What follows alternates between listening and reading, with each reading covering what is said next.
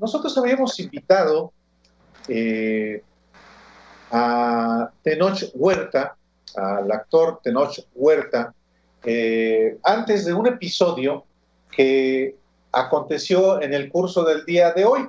Y es que luego de una intensa movilización en redes sociales, el Consejo Nacional para Prevenir la Discriminación, el CONAPRED, informó de la cancelación del foro Racismo y o Clasismo en México, en el que participaría, además de Tenoch Huerta y Maya Zapata, el cómico, el comediante, esta cosa que se llama Chumel Torres, a quien decenas, centenares de usuarios en redes sociales, y no solamente en redes sociales, han descrito como racista, clasista y discriminatorio pues en general, Alejandro.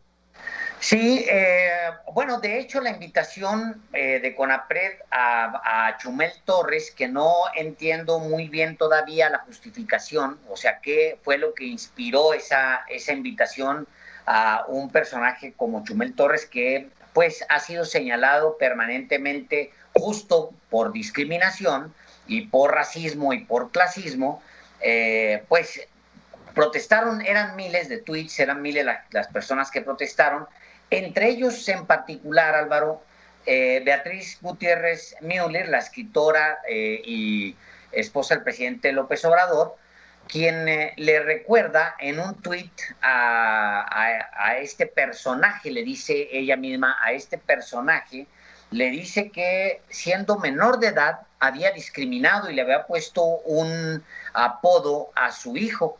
Pues es un personaje que hace lo que sea para hacer reír, y bueno, ahí están las consecuencias de eso, pues es calificado en las redes, ese es el concepto que se tiene en redes de él, de que es un clasista, un racista, pues bueno, ese es el resultado. Sí, efectivamente, una vez que se estalló la polémica, el CONAPRED informó precisamente de esta cancelación y en su cuenta de Twitter añadió: escuchamos a la ciudadanía, reconocemos los inconvenientes de ciertas decisiones y actuamos en consecuencia. Nuestra misión para lograr un país más igualitario, menos polarizado y menos desigual no cesa. No cesa. Sí es. Sí, eso fue lo que escribió el CONAPRED en su cuenta oficial de Twitter. Sí, me recuerda mucho esta idea de que si Hitler viviera, en algún momento leí una parrafada muy importante, muy interesante. Si Hitler viviera, lo invitarías a un programa para jugar con él al bigotito. No digo que no comparo, por supuesto, a este personaje que en realidad ni lo conozco, ni sé bien quién es, pero sí como que CONAPRED le falló ahí al momento de afinar el tiro. A lo mejor lo invitó, no tengo idea, pero a lo mejor lo invitó para jalar cierta audiencia, pero al final el personaje, pues es ese personaje que juega con esos elementos, el clasismo, el racismo, y pues para allegarse, lo diré así, clientela. Entonces, pues bueno, el ejercicio de CONAPRED se canceló el día de hoy. Bueno, pero previamente, apenas el 11 de junio, la semana pasada, pues hubo un ejercicio, yo creo que muy, muy bien elaborado, pues un conversatorio, una plática sobre racismo y discriminación en el que participó Yalitza Aparicio, con quien platicamos precisamente al día de ayer aquí en Los Periodistas, y también participó Tenoch Huerta, actor, quien hoy precisamente, luego de la cancelación del foro en el que iba a participar junto con el cómico Chumel Torres, escribió en su cuenta de Twitter lo siguiente: no dejemos que las polémicas empañen lo verdaderamente importante del tema, que es la lucha contra el racismo, clasismo, misoginia en México. No hay mártires ni villanos, sino una sociedad vulnerada históricamente por prácticas discriminatorias. no banalicemos un tema tan importante. Y precisamente por eso tenemos aquí también a Tenoch Huerta, a quien nos da mucho gusto recibir aquí en Los Periodistas con Tenoch. Buenas tardes. Hola, ¿qué tal? Buenas tardes. Pues muchísimas gracias por la invitación y sobre todo gracias porque se abren estos espacios en los medios de comunicación para hacer pláticas y análisis reales, duros y sobre todo puntuales de esta temática que nos viene lastimando como nación desde hace muchísimo tiempo, desde la conquista para acá. No hay que olvidar que México se construye sobre leyes de segregación racial, donde hay una clasificación racial explícita en la construcción de esta nación y que si bien después de la independencia se quedan abolidas las clases y las castas, perdón, y incluso la esclavitud, en la práctica el país sigue funcionando de la misma manera. La acumulación de riquezas, la acumulación de privilegios va a favorecer a una parte de la sociedad que además no nada más tiene que ver con dinero y poder, también tiene que ver con el color de piel, porque era la población europea que se ve beneficiada y queda relegada durante muchos siglos la población indígena, la mal llamada mestiza y la afrodescendiente, lo que provoca que ahora, 500 años después, haya disparidades groseras entre gente de un estrato social, pero también de un fenotipo en particular, ¿no?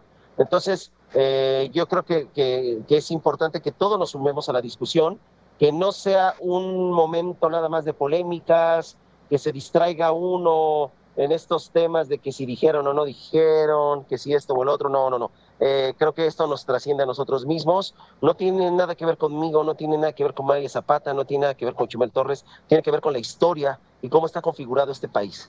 Es ahí donde tenemos que poner el dedo en el renglón, donde tenemos que obligar a nuestras autoridades a que legislen y tomen acciones severas en contra del racismo y el clasismo, donde todos tenemos que desmontarlo desde nuestra casa, desde nuestra familia, de la escuela, la universidad, el trabajo, en todos los espacios, nosotros como actores, en la representatividad, en los medios de ciertos grupos. Entonces, yo creo que la polémica que se suscita en torno a una persona, porque al final del día fuimos 4 los que quedamos fuera de la plática, al final del día eso no es lo importante. Lo importante es que el tema se ponga en la mesa y que aquí no hay, como lo puse, no hay mártires ni villanos. El racismo de México trasciende a los que estamos en este momento hablando. Esto es por todos nosotros, ¿no? Y si yo tengo el privilegio de tener unos expertos, pues los utilizaré para desmontar este vicio nacional. Claro. Tenemos una especie de fascinación, no sé si lo veas así, Tenoch, por no decirle las cosas por su nombre. Luego batallamos mucho para decir, esto está pasando en este país y pasa de esta manera. Yo, por ejemplo, cuando llegué a la Ciudad de México, pues venía de Ciudad Juárez, y llegué, como dice Álvaro, con mi caja de huevo a la estación. No, así, pero eso es lo que dice siempre Álvaro Delgado. Pero bueno, cuando llegué a la Ciudad de México sí me llamó mucho la atención, y lo digo abiertamente, que había una separación brutal entre por razones de color de piel, por razones de tu origen, incluso en los edificios. O sea, una mujer que trabajaba en una casa, pues vivía en un cuartito ahí arriba, era siempre el fenotipo, más chiquita, muy morenita, y eso no nos atrevemos a decir, pues, ¿qué está pasando en las azoteas? ¿Por qué vive una población que no tomamos en cuenta? Que es real y que de verdad en algunas otras partes de México, por supuesto que el racismo es un problema de todo México, no se ve de esa manera tan profunda, tan marcada como en la capital mexicana. ¿Te parece, Tenoch, que que le huimos a ese debate, que no queremos planteárnoslo. ¿Por qué? Porque nos conviene. ¿Por qué? Pues mira, es multifactorial. Primero, si somos maestros en los eufemismos, ¿no? Por ejemplo, en las empresas te dicen, usted no cumple con el perfil de la empresa, para decirte, estás muy prieto para que te demos un puesto directivo, ¿no? Decimos en las castineras, buscamos un perfil latino internacional, para no decir un caucásico bronceado. Ponemos el eufemismo de mexicano de carácter, para no decir pues cualquier mexicano de la calle, ¿no? Entonces somos maestros en los eufemismos y creo que muchos factores convergen, ¿no? Por ejemplo, no queremos aceptar el racismo porque nadie quiere ser el malo del cuento. Nadie quiere decir, sí, yo soy racista, yo soy clasista, ¿no? Para empezar. Entonces, hay una negación a ser el malo. Segundo, creo que el discurso dominante acerca del racismo lo hemos obtenido principalmente desde Estados Unidos. Estados Unidos lleva muchísimo tiempo, décadas, hablando del tema, y hay un montón de películas, series, programas, literatura, trabajos académicos que hablan del racismo. Y entonces, en las películas norteamericanas, por ejemplo, vemos una cruz quemada enfrente de la casa de una familia. Y vemos a alguien vestido de blanco con su KKK en el pecho o en la espalda, ¿no? Con su cruz roja. Y como en México eso no pasa, dicen, bueno, es que no es racista. Yo no estoy quemando cruces enfrente de la casa de nadie, por lo tanto no soy racista. Yo no me visto de blanco con las cobijas y me pongo mi cucurucho en la cabeza, pues por lo tanto no soy racista. O sea, como el discurso dominante nos llega de la narrativa norteamericana acerca del racismo y nosotros no nos identificamos con ella, entonces decimos, no puede ser racismo. ¿Por qué? Porque, por ejemplo, nuestros medios de comunicación se han hecho güeyes tanto tiempo que ni siquiera hablamos. La plática en México está tan en pañales, pero tan en pañales, que ni el más racista ni supremacista de los norteamericanos se atrevería jamás a negar que en Estados Unidos hay racismo, por ejemplo. Ni el más skinhead de los skinhead alemanes diría en Alemania no hay racismo. ¿Me explico? Y nosotros en México ni siquiera podemos aceptarlo. Entonces, por otro lado también creo que sí hay gente que se da cuenta que hay un discurso que obviamente favorece a los grupos de poder. También eso es cierto. O sea, yo creo que son los menos, los muchos menos, pero también entendamos que mucho de la superioridad o mucho de las justificaciones que tienen ciertas élites para ejercer el poder es que dicen que ellos tienen una superioridad cultural, que ellos tienen los recursos educativos y culturales para tomar las decisiones importantes de este país, por lo tanto ellos tienen el derecho, ya no divino, sino el derecho cultural a ser quienes gobiernan esta nación. Entonces, creo que pasa por muchos aristas y lugares, y cada persona que lo niega, lo niega desde diferentes lugares.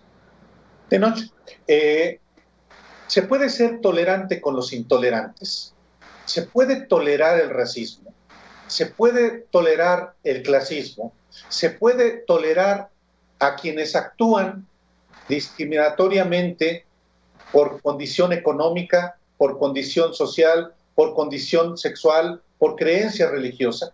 ¿Qué te parece si, volviendo de una breve pausa, platicamos sobre eso? Sí, realmente no le debemos poner, no debemos identificar a quienes son racistas, clasistas, porque también no podemos, el racismo se expresa en personas, en comportamientos de ciertas personas. ¿Hay que ponerle nombre y apellido o no? Regresando del corte, platicamos sobre eso, si te parece. Regresamos. Perfecto.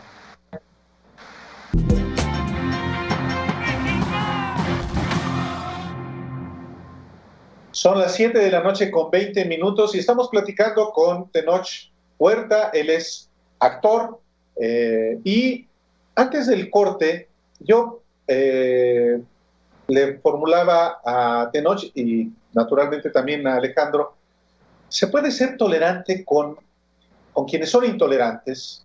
¿Se puede ser tolerante con los racistas, con los clasistas, con los que insultan a quienes son de una raza diferente?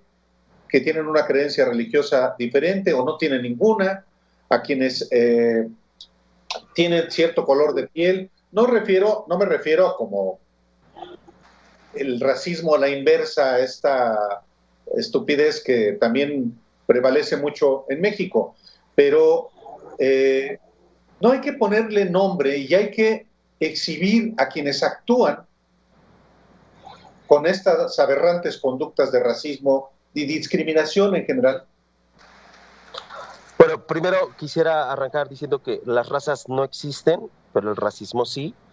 Biológicamente, la variabilidad genética entre un indígena de Australia y un noruego caucásico es del 0.1%. O sea, somos 99.9% iguales todos los seres humanos, compartimos el mismo código genético, por lo tanto, eso no alcanza como para que haya, la variabilidad genética es tan corta que no alcanza para llamarse una raza. Para que haya una raza, los biólogos lo saben mejor que yo, tiene que haber una variabilidad genética, si mal no recuerdo, entre el 1.5% y el 2% o algo así. Solamente así podemos hablar de razas. Por lo tanto, no existen las razas, pero sí existe el racismo. Segundo, no tenemos que ser tolerantes con los racistas y con los clasistas, no, pero el que esté libre de pecado, que arroje la primera piedra, por un lado. A ver, y segundo... A ver, aprovecho ahí. ¿Tú mismo has sido racista en algún momento? Sí, yo he sido racista, he sido clasista y también he sido misógino, machista. O sea, sí, yo también cojeo de esos pies y por eso hablo con conocimiento de causa, porque he tenido encontronazos en la vida precisamente por esas actitudes, por darme cuenta de mi actuar y la capacidad que tengo de lastimar a otras personas con lo que yo estoy diciendo y haciendo. Así que pues trato de deconstruirme como dicen las compañeras feministas, de construir la masculinidad, construirnos desde otro lado como individuos y empezar a quitarnos todo eso de encima, ¿no? Ahora, si bien no tenemos que ser tolerantes con los intolerantes, con los racistas y con los clasistas, ciertamente, legalmente, el marco jurídico mexicano permite cualquiera de esas manifestaciones, siempre y cuando yo no esté llamando al asesinato o al suicidio o algo por el estilo. La ley protege para que yo diga cualquier tipo de discurso, ya sea racista, ya sea clasista, ya sea misógino. La ley protege ese derecho de expresarlo. Si está bien o está mal, yo no sé, pero lo cierto es que la ley lo permite. Ahora, si no queremos que se empoderen discursos racistas y clasistas, pues creo que ya entonces como ciudadanos podemos actuar, podemos hacer cercos mediáticos, informativos o cercos alrededor de estos discursos, si se puede exhibir o no a la gente. Ahora sí que eso ya son acciones que cada quien tomará, pero lo cierto es que legalmente no se puede.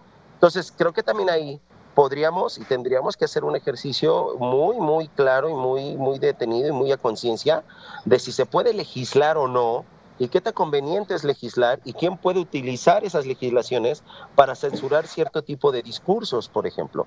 Entonces, si bien no se debe de tolerar el racismo y el clasismo, si bien se tiene que hablar, yo siempre soy partidario de que cuando alguien comete actos de racismo, de clasismo, misoginia y demás, pues es mejor hablar y tratar de convencer y hacer que la gente cambie de opinión, pero legal, lo repito, así quiero ser muy enfático en eso, legalmente no se puede hacer nada.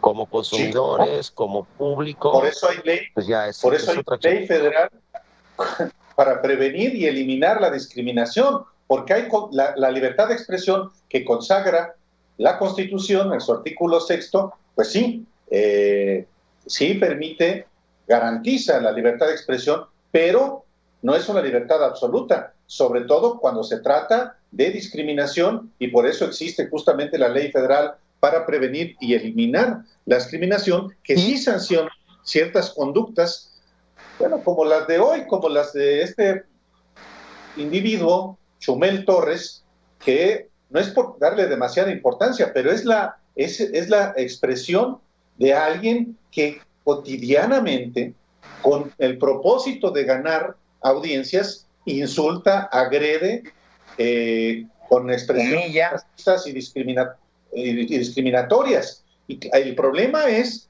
que si alguien como este individuo tiene casi 3 millones de seguidores en Twitter, pues seguramente muchos de esos casi 3 millones de seguidores piensan exactamente como él. Y ante eso no podemos ser indiferentes quienes creemos que este país debe estar libre de todo tipo de conductas discriminatorias. Totalmente, pero una cosa es que a nivel discursivo tengas un discurso discriminatorio y demás, ¿no? Racista, clasista, y otra que sea en las prácticas. Entonces el discurso es una línea gris, es un espacio muy difícil de abordar, entonces, donde creo que las autoridades, junto con la academia, junto con la opinión pública, tienen que empezar a poner los puntos sobre las IES. Y esa es precisamente la razón por la cual yo he estado hablando del tema, es porque el tema tiene que dejar de ser un tema meramente anecdótico, un tema donde nosotros podemos hablar de cuando hemos sido discriminados o hemos discriminado, que eso ayuda muchísimo y es sumamente importante porque comienza desde la conciencia individual. Pero aquí lo importante es que se apliquen las políticas públicas, que se legisle, que haya un marco regulatorio claro, ya no con grises, ya no con medias tintas. Vamos a hablar las cosas de frente, vamos a decir cómo son las cosas, vamos a dejar de usar los eufemismos y entonces sí se legisla a favor de una nación que pretenda, si quiere progresar, si quiere eliminar incluso el crimen organizado, tiene que legislar durísimo y abolir verdaderamente el racismo y el clasismo en este país. Y yo lo digo desde el crimen organizado, porque si tú eres miembro de un grupo que no tiene ninguna salida, donde la sociedad no te da los medios para que escapes de tu situación de opresión, de pobreza, de discriminación, de oportunidades, si tú no tienes esas ventanas de salida, te vas a ir con las únicas ventanas disponibles. Entonces, no importa cuánto estudies, no importa cuántos trabajos tengas, porque han de saber que las clases bajas, lo dice el INEGI, no lo digo yo, las clases bajas tienen 2 y hasta 3 empleos. Trabajan desde las 4 o 5 de la mañana hasta las 10 de la noche. Así que a mí no me vengan que no le echaron ganitas, ¿no? Échale ganas, chavo. Claro. No, sí le echaron ganas y le chingan, cabrón, y aún así no la ven llegar. Y entonces de repente se te acerca un compadre, te da una pistola, te da unos gramos de coca y te dice, oye, carnal, pues si le entras aquí, aparte de que ya vas a tener para comer, pues además no te van a negar el acceso a ningún bar, en ningún antro, te van a atender de lujo en cualquier restaurante, claro. Vas a tener para comer. Y en una sola vida, en unos pocos años, vas a poder subir 3 o 4 escalones en la escala social. Claro, así de grave es el racismo y el clasismo. Claro, el narco como vindicación social, o sea, te entrego esto para que escales 3, 4 lugares en lo que la sociedad no te deja hacer, te lo doy. Obviamente te vas a morir tú en un año y el resto de tu familia va a estar siempre en peligro para el resto de su vida, pero escalas 3 lugares y hasta por razones, pues las que conocemos de desigualdad. Te pregunto esto, Tenoch. También, junto con el discurso que ignoramos del racismo, durante décadas hemos hecho a un lado la discusión sobre la inequidad económica. Es decir, somos un país profundamente desigual que nos negamos a esa discusión y nos espantamos cuando alguien dice, pues en esta, lo voy a decir porque a lo estamos viviendo, en esta crisis no les vamos a dar a los bancos, ni vamos a financiar a las empresotas, ahora le vamos a meter dinero a la base. Digo, algo que está haciendo España en este momento, específicamente en este momento, y lo está haciendo al revés Alemania, y lo está pagando caro, porque está rescatando a las aerolíneas y a las grandes empresas, y trae ya una movilización muy fuerte que dijeron otra vez lo mismo, pero nos espantamos cuando alguien dice, y me refiero a López Obrador, por supuesto, cuando alguien dice, vamos a irnos a darle la lana abajo, no arriba, porque ya arriba ya les dimos en los 90s, a mediados de los 90s, y seguimos pagando esa lana, que es el FOBAPROA, y ahora le vamos a dar abajo. Nos asustamos con esa discusión, y nos asustamos con toda la discusión económica, Tenoch, que viene emparentada con la discriminación racial y de clases y etcétera. Sí, mira, por ejemplo, a mí me gusta mucho hablar de esto, ¿no? Imaginemos que hay una ciudad que se construye hace 300 o 400 años al lado de un río, y de un lado del río quedan todos los europeos, la descendencia de los conquistadores, y del otro lado quedan los indígenas, los mestizos y los negros. No pueden establecerse del lado blanco porque hay una ley que lo prohíbe. Entonces pasan los años, pasan los siglos, y del lado blanco se queda toda la inversión.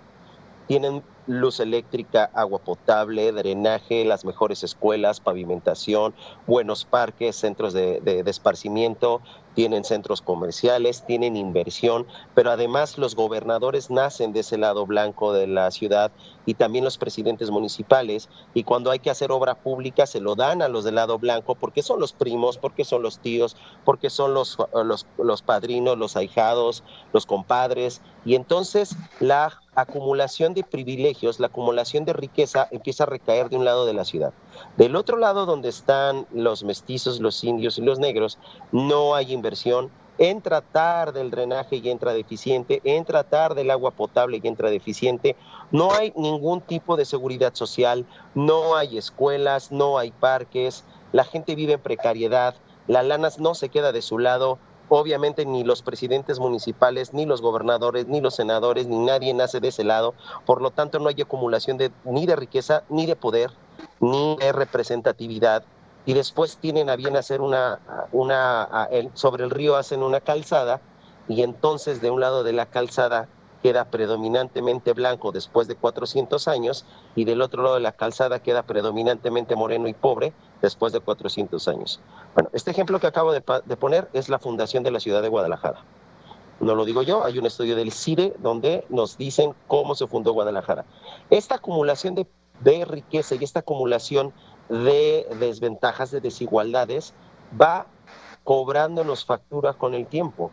Y la única manera, tampoco lo digo yo, lo dicen académicos que yo conozco, de cerrar la brecha de desigualdad para que las acumulaciones de riquezas y de carencias se empiecen a igualar, la única manera es que la inversión, el poder y la generación de riqueza ahora pase del otro lado, o sea, al lado moreno de la vida.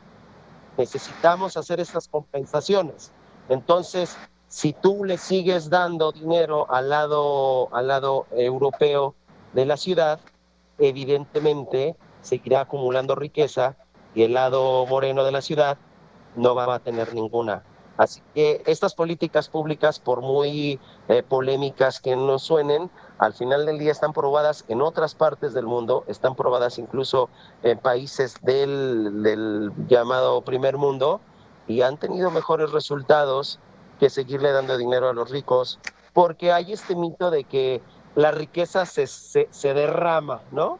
Que un rico va a tener tanto dinero que va a seguir poniendo empresas. Bueno, hay un límite humano del número de empresas que puede poner un rico, porque ya no va a haber más mercado, entonces no va a crear más empleos, y con la automatización, muchos menos, lo único que hay es una acumulación de riqueza y de poder en unas cuantas manos.